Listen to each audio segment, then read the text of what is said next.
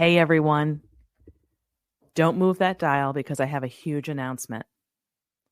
Next month, I will be launching my new book that will be available as a paperback, as well as an ebook and an audiobook read by yours truly. The title of the book is How to Build a Better Life, a new roadmap for women who want to prioritize love and family, which I hope is a self-explanatory title. So who is this book for? If you're a single woman who wants to take her foot off the gas pedal and settle down with a husband and kids, or if you're a married mother who wants to quit her job and stay home with the littles, but your family and friends, maybe even your own husband, insist that you work full-time, this is the book for you. I imagine that it feels as though everyone around you wants you to be a workhorse, while you just want to slow down. You want to live a simpler life that's centered on family, not on career. You want to raise your own babies, not put them in daycare. You want to live in your home, not use it as a place to sleep and shower. In How to Build a Better Life, I chart a new course for women who want to prioritize love and family and build strong relationships at home. You will learn, among other things, how to date for marriage rather than for fun, how to live on less so you can stay home with the littles, why lazy girl jobs or working part-time can be a great solution for moms, how to think differently about work-life balance, and the truth about daycare that no one told you. Obviously, I'm biased, but I truly believe this is a groundbreaking book because it offers women the kind of advice they've always needed but never got. About, just as an example, the differences between the sexes and the irreducible needs of children that require women and men to make unique sacrifices when they have families. The book will be available in March on Amazon and everywhere books are sold. But for now, if you go to howtobuildabetterlifebook.com, you can find out more about it as well as get the first 10 pages completely free. That's all I'm going to say for now, because I will be talking about the material in this book over the coming months, including on this podcast. And due to time constraints in releasing a new book, the Suzanne Venker Show is going to move to every other week for the time being. However, if you subscribe to my YouTube channel, for those of you who haven't yet done so, I will be putting a lot of book-related videos there. So head on over there ASAP and subscribe. And now, on with the show.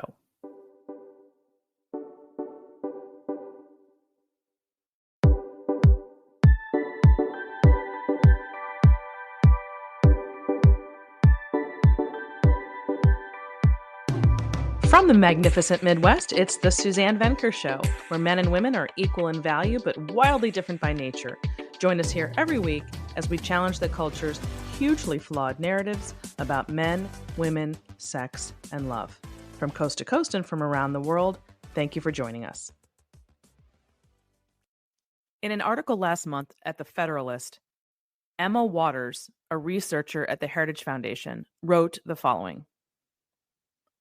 Quote, for Gen Z women who've observed the unhappy zero-sum game that is the battle of the sexes, many feel that the modern world, for all its promises, has failed them.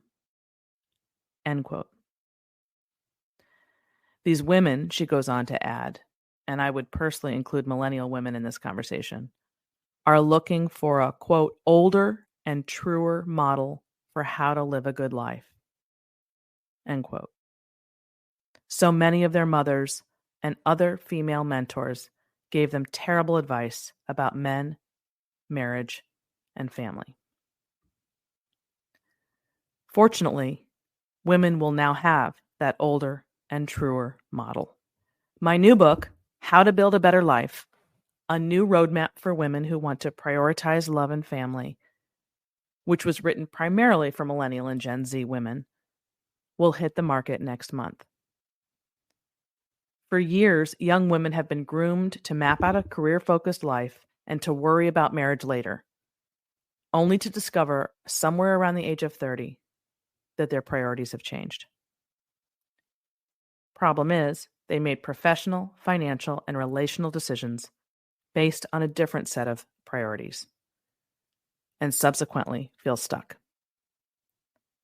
In How to Build a Better Life, I help get women unstuck by charting a new course for the future, one that allows them to focus on family and to build strong relationships at home. The women who are most successful in life and in love play the long game when they're in their 20s. Rather than live in the moment and get caught up in what those around them are doing, they think ahead and they think for themselves. But those who didn't do this in their 20s aren't doomed. With the right support, encouragement, and education, a woman at any stage of life can flip her priorities.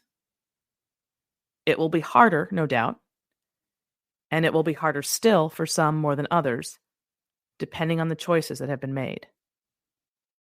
But that doesn't mean it can't be done. What most single women are struggling with is how to date, specifically, and how to find a marriageable man. What many married women are struggling with is that they feel tethered to the workforce because they made professional, financial, and relational decisions in their 20s based on a different set of priorities.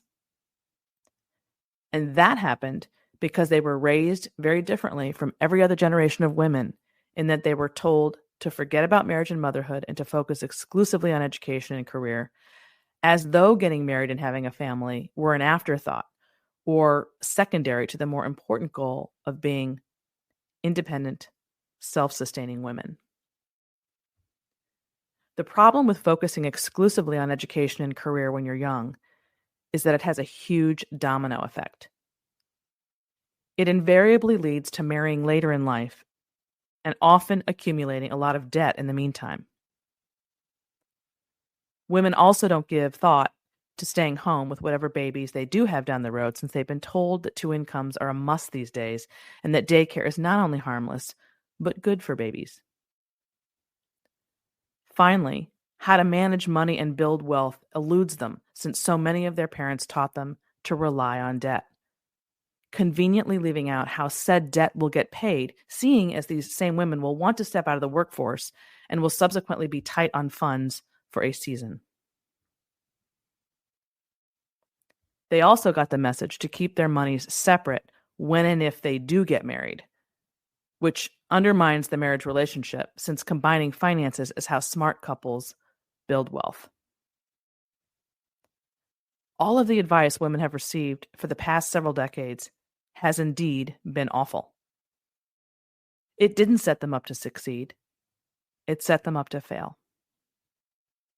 How to Build a Better Life is the roadmap women have been missing to help them construct lives that will allow them to succeed in the arena that they will ultimately determine matters most: marriage and family. And to give you a little sneak peek inside what this content contains, or what this content is in the book, I'm going to read the table of contents to you. There's 8 chapters. Chapter 1. Live an examined life. Chapter 2. Prioritize marriage and family over career. Chapter 3. Unleash your feminine power. Chapter 4. Date with purpose. Chapter 5. Don't not have babies or not stay home with them just because you have debt. Chapter 6. Change your definition of work-life balance. Chapter 7. Learn the truth about daycare that no one ever told you. Chapter 8. Love your life, not theirs.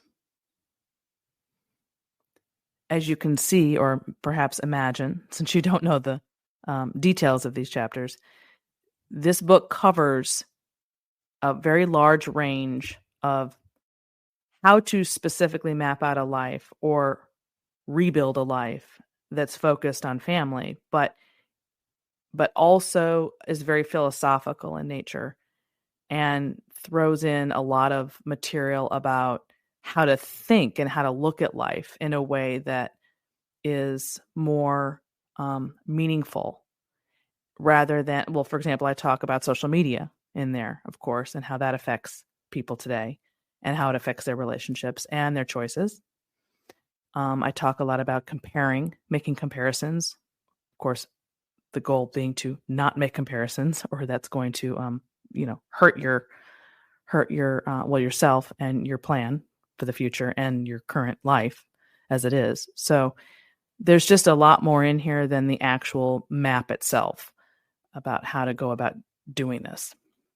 And once again, I have to reiterate, because I know people are going to want to know, and they've already asked, is this book just for women in their 20s? And the answer to that is no. And I hope I've made that super clear, that anyone at any time can decide to change their life. I truly believe that. It's not a Pollyanna concept. It's doable. It's really, at the end of the day, a matter of what you're willing to do and the trade-offs you're willing to absorb to get what you ultimately want. So it's about thinking bigger, and thinking way out, and thinking more deeply, really, about your life. You can find out everything you need to know about this book for the time being anyway. It's not available yet. It will be at Amazon and everywhere books are sold in a matter of weeks. And I'm going to be walking you through all that on this podcast, so you won't miss a thing. But in the meantime, I do have a website, howtobuildabetterlifebook.com. And you can become a subscriber there and get the first 10 pages of the book for free. No obligation, just a sneak peek to see what it's all about. If you're a single woman who wants to find a husband and settle down already, or if you're a married mother who wants to quit her job and stay home with the littles, this is the book for you. And if you're the parent of a young woman who fits one of these two descriptions, please forward this podcast episode on to her. And that ends this episode of The Suzanne Venker Show. As always, you can reach me at Suzanne@thesuzannevenkershow.com. And don't forget to leave us a review on whatever platform you're using. See you next time.